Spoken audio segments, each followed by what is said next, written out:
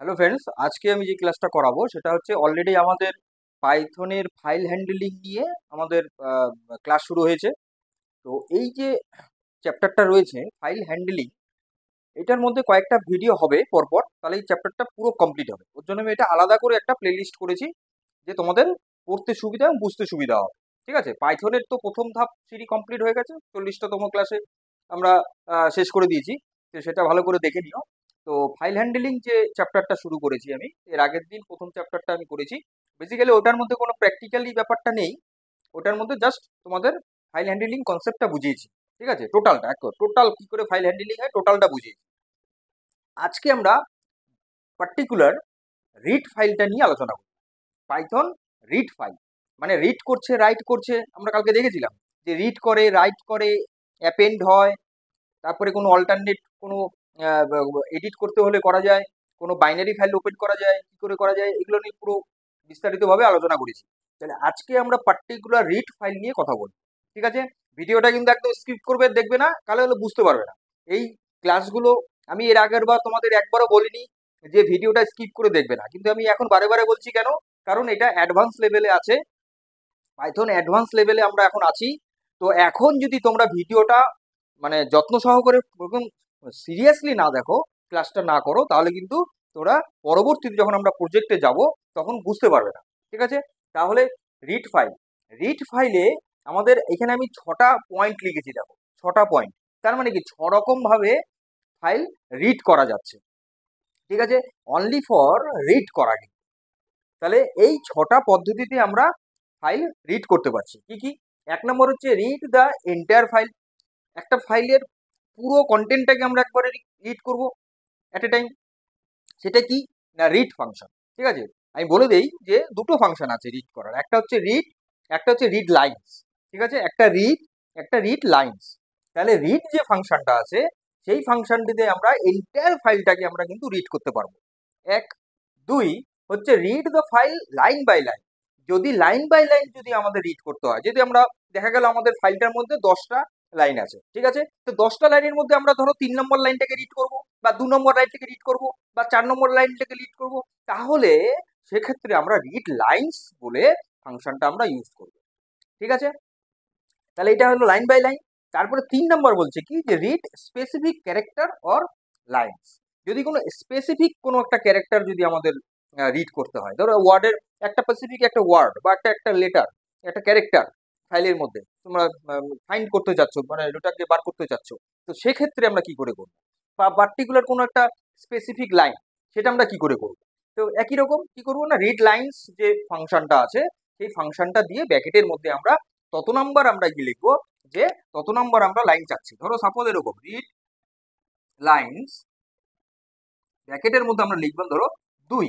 তাহলে কি করবে, এই যে রিড লাইন্স 2, তার মানে কি করবে না, 2 নাম্বার ক্যারেক্টারটা দাও প্রিন্ট করো, অথবা 2 নাম্বার লাইনটাকে প্রিন্ট করো। ঠিক আছে, তাহলে এইখানে যে সিনট্যাক্সটা হয় সেটা হচ্ছে রিড লাইন্স, রিড লাইন্স ব্র্যাকেটে হয় এন, ব্র্যাকেটে হয় এন। এন মানে হচ্ছে নাম্বার অফ ক্যারেক্টার অথবা নাম্বার অফ লাইন। যদি আমি রিড লাইনের মধ্যে দেই তাহলে এটা নাম্বার অফ লাইন হিসেবে ট্রিট করবে।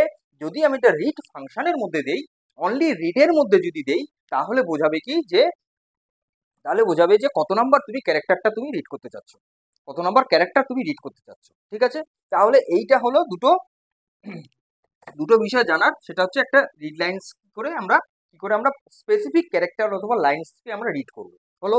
এটা গেল 3 নাম্বার। 4 নাম্বার হচ্ছে কি ইটারেট ওভার লাইন্স। আমরা ইটারেট করতে পারবো, মানে লুপিং চালাতে পারবো, আমরা ফল লুপ চালাতে পারবো। ঠিক আছে, ফল লুপ চালিয়ে আমরা আমরা কিন্তু ওই ফাইলের মধ্যে যে লাইনগুলো আছে, যদি তোমরা দুটো লাইনকে তুমি বারে সেটা ইটারেশন করতে চাও, যে দুটো লাইনটাকে আমি বারে বারে আমি প্রিন্ট করতে চাই 2 টাইমস বা 3 টাইমস বা 4 টাইমস, তাহলে কিন্তু সেইটা আমরা ফর লুপ চালিয়ে করতে পারবো। ঠিক আছে, উইথ ওপেন করে, উইথ ওপেন, ওপেন ফাংশন আগে তো ওপেন করতেই হবে, ওপেন না করলে তো আমরা রিড করতে পারবো না। আমরা আগে এর আগের ক্লাসেই বলেছি যে ওপেন ফাংশনের ভেতরেই আমরা ফাইলের নাম দিয়ে, একটা হয় ফাইলের নাম, একটা হয় মোড, কত কি ফাইলের নামটা দিতে হবে আর মোডটা দিতে হবে। এটা এখানে মোডটা কি হবে, রিড মোড হবে, কারণ আমরা রিড নিয়ে পড়ছি। তাহলে রিড মোডের মধ্যে আমরা কি করবো না, উইথ দিয়ে যদি আমরা দেই, তাহলে কি বলেছিলাম উইথ দিলে যে অটোমেটিক্যালি ওটা ওপেন হবে। ঠিক আছে, ওটা আলাদা করে কোনো ওপেন করতে হবে না। ঠিক আছে, যেমন যদি উইথ ক্লোজ ক্লোজ ফাংশনের আগে যদি আমরা উইথ দেই, তাহলে কি হবে, ফাইলটা আমরা ওপেন করলাম, অটোমেটিক্যালি ওটা ক্লোজ হয়ে যাবে, আমাদের এক্সট্রা করে ক্লোজ করতে হবে না। তাহলে এটা হচ্ছে উইথ কিওয়ার্ডটা আমি বলেছিলাম এর আগের ক্লাসে। তাহলে সেটাই হচ্ছে কি, যে আমরা যদি ইটারেট করতে চাই কোনো লাইনসগুলোকে, তাহলে আমরা কি করতে পারবো, আমরা ফর লুপ চালিয়ে আমরা কিন্তু লাইনগুলোকে ইটারেট করতে পারবো। ঠিক আছে, এটা গেল 4 নাম্বার। 5 নাম্বার হচ্ছে কি, read binary file. Binary file কি হয়, বি দিয়ে হয় আমরা জানি। তাহলে বি দিয়ে আমরা রিড করবো, কি করবো না, আর বি লিখবো। কি লিখবো, মোডের জায়গাতে আমরা লিখবো আর বি। ঠিক আছে, ওপেন ফাইলের নাম, তারপরে কমা দিয়ে আর বি লিখবো, মানে বি মিনস হচ্ছে যেগুলো নন টেক্সট ফাইল, মানে ইমেজ কোনো ফাইল, সেই ফাইলটাকে যদি আমরা রিড করতে চাই, সেই ইমেজটাকে দেখতে চাই, তাহলে কিন্তু আর বি আমরা লিখবো। ঠিক আছে, তাহলে আরবি দিয়ে আমরা কি করতে পারবো, আরবি দিয়ে আমরা কোনো বাইনারি ফাইলকে আমরা রিড করতে পারবো। বুঝা? এরপরে আছে কি 6 নাম্বার, কি বলছে, যে স্পেসিফাই এনকোডিং। এটার মানে কি, যে ধরো তোমরা কোনো একটা ফাইল ওপেন করবা, এবার ফাইলটা যদি তোমরা ওখানে ডিফাইন করে দাও প্রোগ্রামিং এর মধ্যে, কোডিং এর মধ্যে, যে পার্টিকুলার এটা কোন ধরনের ফাইল, সেটা সেটা কি কোনো টেক্সট ফাইল, সেটা কি কোনো এইচটিএমএল ফাইল, বা সেটা কোনো এক্সএমএল ফাইল, কি ধরনের ফাইল, সেটা যদি আমরা ওখানে ডিফাইন করে দিই, সেটাকে বলা হয় এনকোডিং। আমরা এনকোড করে দিলাম যে এই ফাইলটাই আমার লাগবে। ঠিক আছে, তোমার ধরো ওখানে অনেক ধরনের ফাইল থাকবে, যেহেতু এটা সার্ভার বেসড প্রোগ্রামিং ল্যাঙ্গুয়েজ, সার্ভারে আমরা করে থাকি, এপিআই বানানোর জন্য আমাদের পাইথনটা খুব ভালো কাজে লাগে। তো সেই ক্ষেত্রে আমাদের কি করতে হবে, যখন আমরা এপিআই করব বা জেসন দিয়ে যখন আমরা কোনো লাইনকে আমরা প্রিন্ট করাবো, তখন আমরা যদি সেই ফাইলের জায়গায় যদি আমরা এনকোড করে দিই যে এই ফাইলটা কি আমরা ফাইন্ড করতে চাচ্ছি বা সার্চ করতে চাচ্ছি, তাহলে কিন্তু সেটা এনকোডিং করে দিলে খুব সুবিধা হবে এবং তাড়াতাড়ি সেটা ফাইলটাকে আমরা ফেচ করে আনতে পারবো। ঠিক আছে, তাহলে এইটা হচ্ছে স্পেসিফাই এনকোডিং। ঠিক আছে, তাহলে এই ছটা হচ্ছে টোটাল, এই ছটাই হচ্ছে টোটাল মানে মেথডস গুলো, যেগুলো আমরা রিড ফাইলে আমরা করতে পারি। রিড ফাইলটা আমরা করতে পারি 6টা পদ্ধতিতে, 6 রকম ভাবে আমরা রিড করতে পারি। কি কি বললাম, একটা হচ্ছে এন্টায়ার ফাইল, একটা লাইন বাই লাইন, একটা স্পেসিফাই ক্যারেক্টার অথবা লাইন, একটা ইটারেট করতে পারি আমরা, আবার কোনো বাইনারি ফাইল রিড করতে পারি, এবং কোনো ফাইলকে আমরা এনকোডিং করে দিতে পারি। আমরা স্পেসিফাই করে দিতে পারি কোন ধরনের ফাইলটা আমরা ওপেন করতে চাচ্ছি বা রিড করতে চাচ্ছি। ঠিক আছে, তাহলে এই 6টা হচ্ছে পদ্ধতি।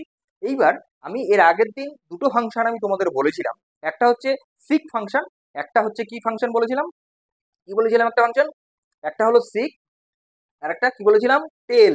টেল আর সিক দুটো ফাংশন। তাহলে সিক ফাংশনে আমরা কি করলাম, যে কোনো ফাইলের লোকেশন যদি আমাদের সেট করতে হয়, তাহলে আমরা সিক ফাংশন ইউজ করব।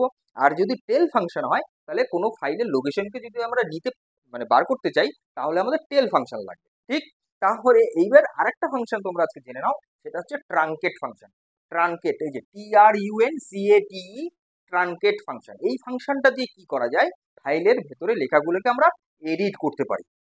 ঠিক আছে, তাহলে সিক, টেল আর ট্রাঙ্কেট, এই যে ট্রাঙ্কেট ফাংশন মেথড আর সিক মেথড আর রিড কি বলে টেল মেথড, এই ফাংশনগুলো সম্বন্ধে তোমরা আরো বেশি ডিটেলস ইনফরমেশন তোমরা পেতে পারো। সেটা হচ্ছে, সেটা আমি এর আগের দিনও বলেছিলাম, যে python.org-তে ডকুমেন্টেশনে গেলে পরে তোমরা এই ফাংশনগুলো সম্বন্ধে আরো ডিটেলস তোমরা ওখান থেকে ইনফরমেশন পেতে পারো। ঠিক আছে, সবটা তো তোমাদেরকে এই ক্লাসের মধ্যে দেওয়া সম্ভব হয় না, তো তোমাদেরকে আমি সেই সঠিক গাইডলাইনটা বলে দিচ্ছি, যে গাইডলাইনে গেলে পরে তোমরা একদম সঠিক ইনফরমেশন এবং আরো বিস্তারিতভাবে ওখান থেকে ইনফরমেশন তোমরা নিতে পারবে।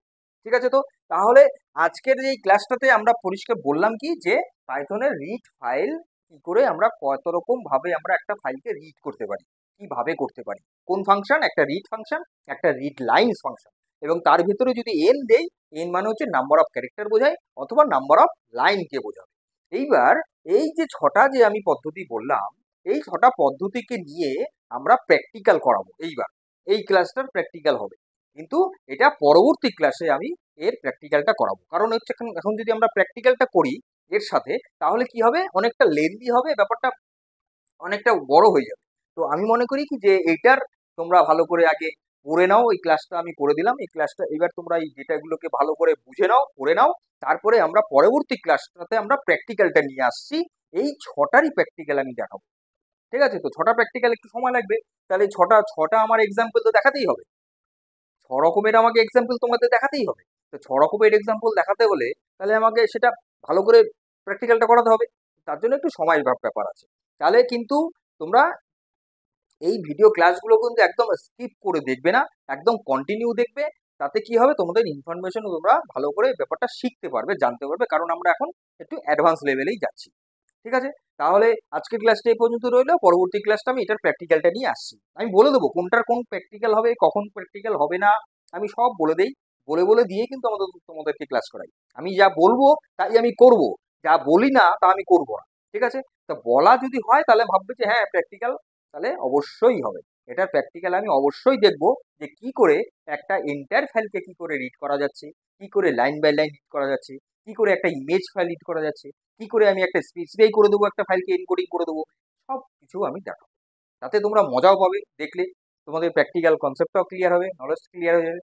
ঠিক আছে, তাহলে পরবর্তী ক্লাসের জন্য তোমরা সুস্থ থাকো, ভালো থাকো, মজায় থাকো। আর এই Paul easy of design computer learning সেন্টারের সঙ্গে থাকো, আর কিঙ্কর পলের সাথে।